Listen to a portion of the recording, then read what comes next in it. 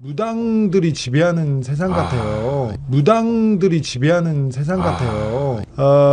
취재한 바로는 그 최순실과 정윤회 주변에 점쟁이들의 뜻에 따라서 국사가에 영향을 받은 경우가 많았어요. 무당들이 지배하는 세상 같아요. 주진우 기자님. 네. 이 정권을 어떻게 해야 됩니까? 이 정권이 혼을 중시하기 때문에 혼을 중시한다. 잘 얘기를 들어보면 저는 무당들이 지배하는 세상 같아요. 제가 취재한 바로는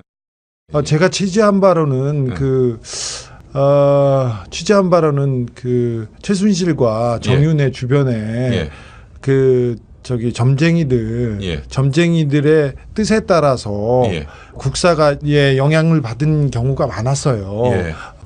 성형수술과 그 날짜들 그리고 뭐 모든 일을 진행하는 것도 다 점쟁이가 받아준 날짜로 진행되고 있다고 저는 듣고 있었습니다. 누구 성형수술? 성형수술을 그와 관련된 여자분들이 다 하셨어요. 많이 하셨어요. 그리고 계속해서 얼굴에 뭘 맞는 것도 점쟁이의 조언이라고 저는 취재하고 있습니다. 우리가 알고 있는 그분도? 거기까지는 제가 얘기하지 않을게요. 누구라고 얘기 안 했는데 뭘. 누구라고 얘기는 하진 않았는데 근데 제가 이 부분에 대해서는 굉장히 오랫동안 가장 많이 취재한 기자로 말할 수 있는데 그렇습니다. 그래서 정상적이지 않은 내용이 그 부분인데 그런 사람들이 정권을 잡고 있고 그런 사람들이 다른 사람들의 얘기는 하나도 듣지 않습니다. 그래서 나라가 제대로 가는가 그런 거 국민이 올바른 방향으로 가고 있는가 이런 거는 중요하지 않고 오직 그 사람들의 몇 사람들의 심기, 혼, 기분, 기운 이런 거에 나라가 좌우되고 있어요. 근데 이거를 저희가 뭐 어떻게 무찌르거나 누가 총으로 쏴버릴 수는 없잖아요. 이것도 말이 통하지 않기 때문에. 네. 근데 상식이 통하지 않아서. 근데 이 부분은 신부님은 이미 끝났다고 하는데 이 부분은 분명히 드러날 수밖에 없는 부분이에요. 나중에라도. 금방 드러납니다. 지금은 두려워서 말하지 않는 사람들도 이 비정상 부분에 대해서는 금세 드러날 거예요. 그래서 시간이 지나서 이 문제를 명확하게 단죄하고 명확하게 사실관계를 확인하는 과정을 거쳐야 우리 현대사가 앞으로 가지 않을까 그런 생각을 합니다. 근데 그거는 어렵지 않습니다. 이거는 누가 정권을 잡느냐에 따라서 다른데 그래서 이 분들이 이 정권을 유지하기 위해서 그냥 무리수를 던진다거나 무력 도발을 일으킨다거나 다른 일을 저지를까봐 저는 좀 두려운 그런. 지금 이 말도 안 되는 생뚱맞은 그런 결정이라든지 판단 이런 것들이 무속인의 영향을 받은 것일 수도 있다. 그럴 수 있습니다. 그럴 수도 있고 그다음에 그래서 저지를 수도 있는데 이거 하나만 얘기하고 싶어요. 그 사람들은 국가와 민족 그리고 국민이 잘 살거나 행복하고 바른 방향으로 가는 거하고는 전혀 상관이 없어요. 잘 보세요. 우병우 우리 편이야. 내 새끼야. 지켜요. 최순실 절대 안 돼요. 왜 김제동을 국감에 부른다 만다 계속했겠습니까? 최순실 때문에 그렇습니다. 최순실을 국감에 증인을 출석시키지 않기 위해서 이틀 3일 동안 김제동을 잡아서 끌고 다녔습니다. 최순실 얘기가 계속 나오자마자 이정현이 단식하고 나섰죠. 그다음에 언론은 다 이정현만 했지 않습니까? 그리고는 계속 묻겠다는 겁니다. 아직은 힘이 있어서 최순실, 차은택이 나오지 않을 겁니다. 국정조사를 국감을 왜 보이콧합니까? 최순실을 국감장에 부르지 않기 위해서입니다. 아직은 이 정권이 힘이 있습니다. 이 정권이 공포를 조장하기 때문에 다 두려워합니다. 그래서 국회의원도 뭐 관료들도 아무 말도 못하고 있는데 근데 언제까지나 이런 공포가 국민들을 지배할 수는 없어요. 금세 드러나기 때문에 이 정권은 이 배는 물이 뒤집게 마련입니다. 이거는 어떤 방법이냐에 따라서 다르지만 이 정권은 뭐 거의 그 끝을 다했다고 이렇게 봅니다. 뭐 결국 신부님 말씀이 맞는 말씀이네요. 최순실과 정윤회와 최순실 딸을 위해서 이 정권이 어떻게 움직였고 삼성이 어떻게 움직였고 다른 기업이 어떻게 움직였고 법무부가 어떻게 움직였고 그런 부분은 금세 드러날 겁니다. 제가 이 책이 좀 잘 되면 예. 이 대형 프로젝트를 그 1월 중에 런칭하려고 합니다. 최순실 프로젝트는 그러려고 하고 있습니다.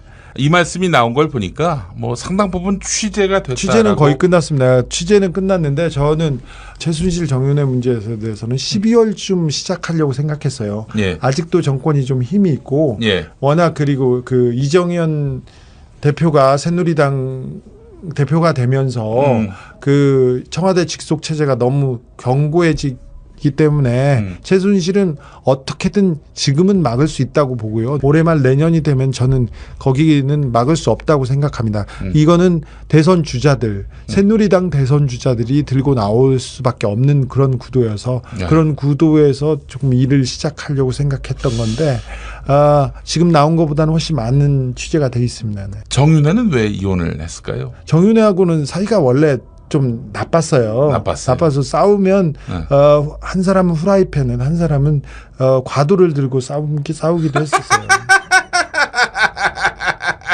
그래서 사이는 나빴어요. 근데 사이가 나빴다고 해도 삼각관계에 있는 그 삼각형의 정점에 있는 박근혜와 정윤회, 박근혜와 최순실 관계는 무너지지 않았어요. 근데 지금도 정윤회와 최순실 관계는 굉장히 좀 괴리가 있었죠. 지금은 약간 문제가 있는데 그 정윤회를 봐주던 점쟁이가 구속됐어요. 지난 총선에. 구속된 이유는 또 이 점쟁이가 민주당 누구하고도 관계가 있고 여러 역학관계에서 갑자기 구속이 됩니다. 그런데 그 이후로 사이 틈이 더 벌어졌을지는 모르는데 정윤회 뒤를 봐주던 점쟁이와 그 주변 상황을 보면 청와대와 정윤회의 관계는 저는 멀어지지 않았다고 그렇게 보고 있습니다. 야, 이런 비선의 그 농간이 정말 이건 상상을 초월하네요. 아니, 우리는 비선이라고 생각하고 우리는 이게 말도 안 된다고 생각하는데 거기에서는 그렇게 생각하지 않아요. 아니, 그러면 그런 식으로 얘기하면 최순실이 차기 대선 후보로 나와야지. 아니요. 그런 건 아니지만.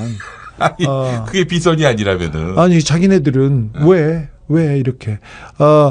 최순실 씨하고 정윤회 씨가 이제 그 아버지가 이렇게 총을 맞고 성북동에 처음 살았었어요. 성북동에 살았는데 그때부터 집안을 봐줬죠. 원래 청와대에 있을 때부터 최순실 씨가 봐줬고 그런데 박근영 씨가 그때는 결혼을 해서 성북동에 살고 옆집에 박근혜 씨가 살았죠. 그러면 박근영은 신동욱하고도 나중에 만난 거고요. 나중에 만났고 그때는 어떤 재벌가 이 건너편에 있는 재벌가죠. P기업 그 기업 풍산 그렇지. 그 기업체하고 이렇게 결혼을 맺고 결혼 관계를 잘 하고 있었습니다. 근데 이 박씨 집안 사람의 얘기에 의하면 그때 최순실이 그 뒷정리를 해주고 그 일을 봐주면서 이렇게 얘기를 했는데 그때도 박근혜는 언니는 최순실의 얘기를 들었는데 최순실 뒤에 있는 다른 사람의 얘기를 들었습니다. 그 사람은 신기가 있는 사람이었죠. 누군지는 아는데 여기까지만 할게요. 현대사 얘긴데 뭐 자꾸 그렇게 미신 그러고 있어가지고 그런 얘기를 했잖아요. 그 현대사 콘서트에서 다 했던 얘기 아니에요? 아니 거기서는 안 한 얘기도 있어요. 그래요? 누구를 만났다는 거예요, 도대체? 누구를? 최태민 관련해서 다 만났지. 다 만났어요. 중앙정보부 출신. 그런 사람도 만났죠. 그리고 직접 조사한 사람도 만났고요. 그때도 MB 정부에 참여한 사람, 그러니까 2007년에 이명박 캠프에 있었던 사람이 박근혜하고 최태민의 이런 관계를 쟁점화한다면은 이건 정말 엽기적인 이야기들이 안 나올 수가 없다. 정두원 전 의원도 그런 얘기했었고요. 뭐 최태민이라고는 얘기는 안 했지만 더 조금 저속하다고 해야 되나요? 만약에 박근혜에 대해서 알게 되면 굉장히 험한 단어를 써가면서 당신들은 실망할 거라고 얘기했었고요. 네. 그다음에 김현철 씨도 그런 얘기했었죠. 김현철 YS 네. 아들. YS도 직접 얘기했고 이 칠푼이 같은 얘기를 하면서 예. 니네들이 몰라서 그런다고 얘기를 했는데 네. 뭐 그거 알려주든가 그러면. 그 얘기가 다 진실은 아니겠지만 어느 정도만 이게 사실과 부합한다고 해도 예. 굉장히 상상할 수 없는 일들이어서 그렇습니다. 예컨대가 뭐가요? 예컨대 뭐 상상할 수 없는 일이 많이 있잖아요. 우리 재판받은 얘기만 하나 할까요? 예, 그러시죠. 아니 우리 제가 구속당할 뻔했던 얘기가 5천 살인 사건이었는데 예. 그 얘기가 처음에 어떻게 가야 되냐면 2007년에 유경재단으로 갑니다. 예. 유경재단은 박근영 씨가 예. 이사장으로 박지만 씨하고 잘 그냥 그걸로 먹고 살았어요. 예. 박근혜 씨는 그 전에는 영남대학교하고 정수장학회를 그 관할하게 돼 있었죠. 예. 유경재단도 그 박근혜 씨가 하다가 박근혜 씨가 그 박근영 씨한테 줬죠. 동생한테. 근데 그래가지고 박근영 씨하고 박지만 씨가 탄원서를 썼습니다. 노태우 정권에. 최태민의 그 악귀의 소나기에서 언니를 구해주세요 하고 대통령한테 탄원서를 씁니다. 예. 언니가 아무 말도 안 듣고요. 저 최태민 저 사이비 말만 듣고 저 사람의 그 예지몽과 그 점에서 놀아난다고 하면서 말도 안 되는 얘기를 하고 뭐 미신만 따른다면서 구해달라고 하죠. 네. 박근영 씨의 멘트는 더 구체적인데 여기서 담지는 않겠습니다. 근데 결국은 그렇게 사는데 박지만 씨가 갑자기 그 박근영 씨를 버리고 박근혜 씨 쪽으로 가죠. 예. 그리고는 박근영 씨가 남자를 만납니다. 신동욱 씨를. 그 상황에서 유경재단을 뺏으려고 박지만 씨 쪽에서 깡패를 보냅니다. 조직폭력배를 이렇게 네. 보냅니다. 그러면 박근영 씨가 또 깡패를 사서 막습니다. 그래서 싸우고 있어요. 네. 제가 리베라 호텔 커피숍에서 이렇게 앉아서 깡패들하고 얘기를 하고 있었는데 취재를 하고 있었는데 갑자기 아르바이트를 한다고 깡패들이 가는 거예요. 네. 어디 가냐니까 어린이회관에 세종대 앞에 있는 어린이회관에서 그래가지고 뭐 하라고 아니 자기네들 재단일 봉사활동 좀 한다고 뭔데 그랬더니 알고 보니까 박씨 집안에서 싸우고 있는 거예요. 깡패들을 들여서. 그래서 깡패를 계속 들이고 그래서 수억을 들여서 깡패를 들여서 싸워요. 그 분규는 크게 소문이 났습니다. 그래도 싸웁니다. 그래서 저 법원에서 싸우지 말라고 해도 싸웁니다. 근데 그 싸움이 정리가 됩니다. 어떻게 정리가 되냐면요. 박지만 씨 측에서 한센병 환자들을 200명 동원해서 조폭이 있는 데한테 풀어놓습니다. 그러니까 조폭 해결사들이 다 혀를 내두르고 도망갑니다. 한센인이 그 해결사로 나선 거죠. 오. 그래서 도망 나온 깡패가 저한테 얘기해요. 자기가 어느 현장에서 누구를 만나서도 절대 무섭지 않았는데 문둥병 환자들은 무섭더라는 거예요. 손을 이렇게 까고 이렇게 와서 그 사람들이 와서 그 싸움이 정리됩니다. 그러니까 박지만이 부른 한센인들이었어요. 그쪽에서요. 근데 그 한센인의 그 우두머리는 임두성이라고 한센 그 조직폭력배였고 전과 10몇 번이었어요. 예. 그리고 그 한센병 조폭의 오야봉이었죠. 그 사람이 동원한 그 한센병 환자들에 의해서 유경재단 그 분규가 정리가 됩니다. 2007년에. 그리고 임두성이라는 그 한센병 보스는 전과 10몇 번은 한나라당 국회의원이 됩니다. 비례대표 2번이었어요. 여자가 1번이고 남자가 2번인데 그러니까 새누리당의 비례대표 남자 1번을 그 임두성 그 한센병 환자 박근혜를 쫓아다니고 박근혜 앞에서 폭력을 저질렀던 사람이 국회의원이 됩니다. 그렇게 해서 그 분규가 마무리됩니다. 근데 마무리되지 않고 그 이후에 박근혜 집안의 오촌들 간의 살인사건이 벌어지는데 거기에도 박지만이 살인을 교사했다라는 증언이 나옵니다. 그래서 재판에서 박지만이 살인을 교사했다 이런 내용이 재판에서 나왔다 이 얘기를 한 걸로 제가 구속될 뻔했었죠. 무죄 받았지롱. 그러니까 저는 그 얘기를 더 해도 되지롱. 네. 근데 그런 상황이었어요.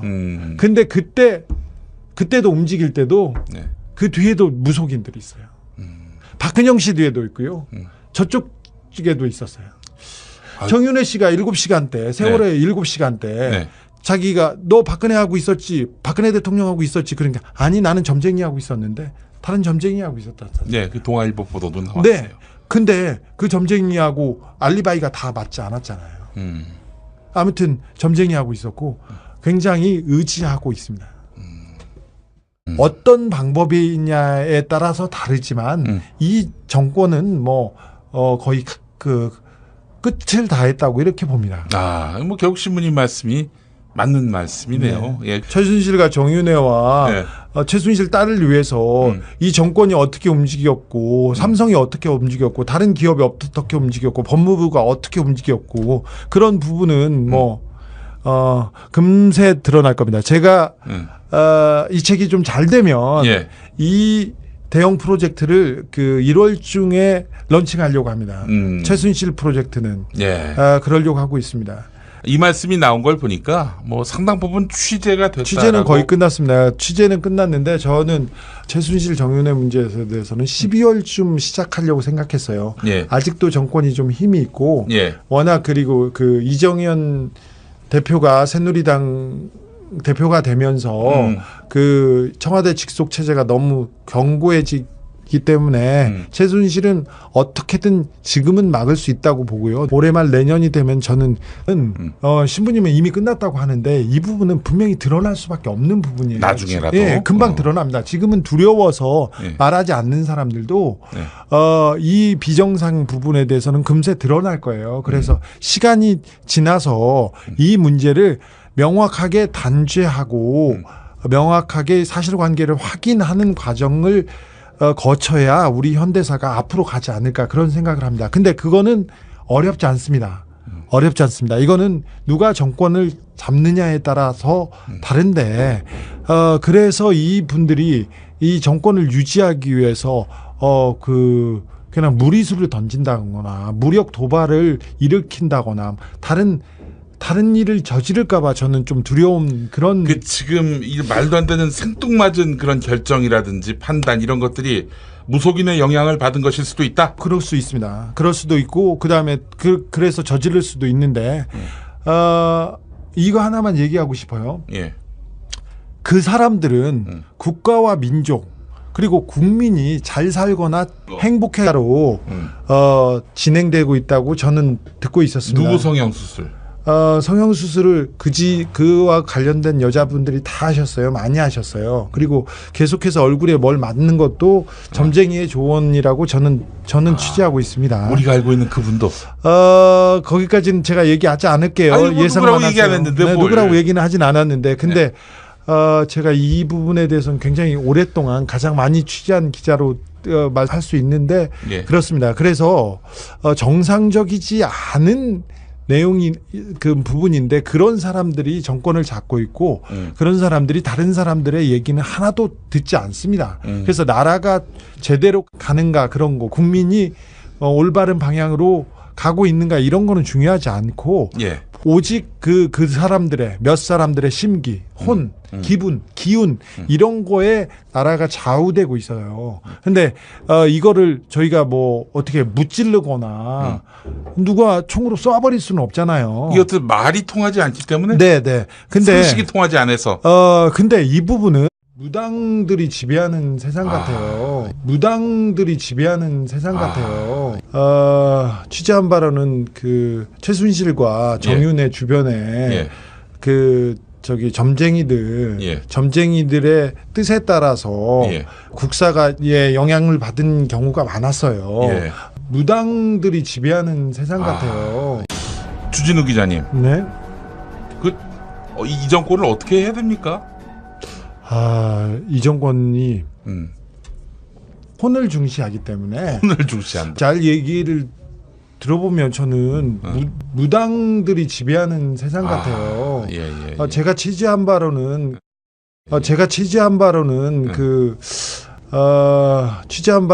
그 최순실과 정윤회 주변에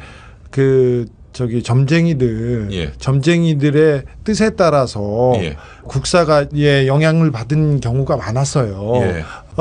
성형수술과 그 날짜들 그리고 예. 뭐 모든 일을 진행하는 것도 다 점쟁이가 받아준 날짜고 바른 방향으로 가는 거하고는 전혀 상관이 없어요. 잘 보세요. 우병우 우리 편이야. 내 새끼야. 지켜요. 최순실 절대 안 돼요. 왜 김제동을 국감에 부른다 만다 계속했겠습니까? 최순실 때문에 그렇습니다. 최순실을 국감에 증인을 출석시키지 않기 위해서 이틀 3일 동안 김제동을 잡아서 끌고 다녔습니다. 최순실 얘기가 계속 나오자마자 이정현이 단식하고 나섰죠. 그다음에 언론은 다 이정현만 했지 않습니까? 그리고는 계속 묻겠다는 겁니다. 아직은 힘이 있어서 최순실, 차은택이 나오지 않을 겁니다. 국정조사를 국감을 왜 보이콧합니까? 최순실을 국감장에 부르지 않기 위해서입니다. 아직은 이 정권이 힘이 있습니다. 이 정권이 공포를 조장하기 때문에 다 두려워합니다. 그래서 국회의원도 뭐 관료들도 아무 말도 못하고 있는데 예. 근데 언제까지나 이런 공포가 국민들을 지배할 수는 없어요. 금세 드러나기 때문에 예. 이 정권은 이 배는 물이 뒤집게 마련입니다. 이거는